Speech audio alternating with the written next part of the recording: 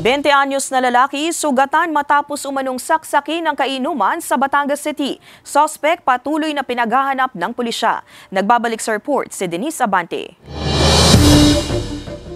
Sugat sa siko at kaliwang bahagi ng tiyan ang tinamo ng 20 anyos na si Arvin Di Mayuga, residente ng Barangay Calicanto, Batangas City matapos umanong pagsasaksakin ng kainuman na kinilalang si Joey Clemeno, residente ng Barangay Banaba East, Batangas City, Sabado ng gabi. Sa investigasyon, magkasama pa sa inuman ang suspect at ang biktima sa isang birthday party bago mangyari ang insidente. Ayon sa pulisya, sinundan ng suspect ang biktima sa kanilang bahay. Nang malasing itong suspect, nag-create siya ng trouble. Sa birthday party, pinasipay siya ng victim.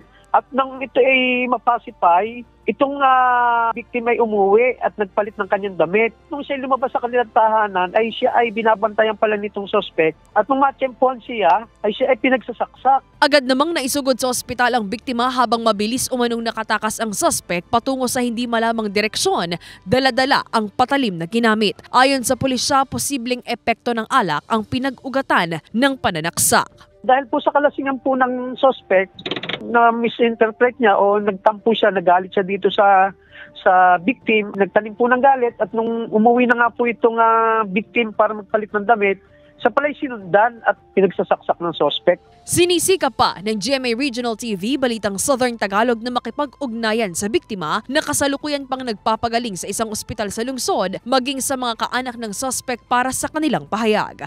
Paalala ng pulisya, maging alert po yung mga nakakakita o yung mga tao na sa paligid na kapag may mga untoward incident, kaagad po nilang mai-report sa barangay or sa malapit po ng himpilan ng kapulisan. Para kaagad po naming maresolba, mag-conduct po kami ng hot pursuit operation. Denise Abante, Balitang Southern Tagalog.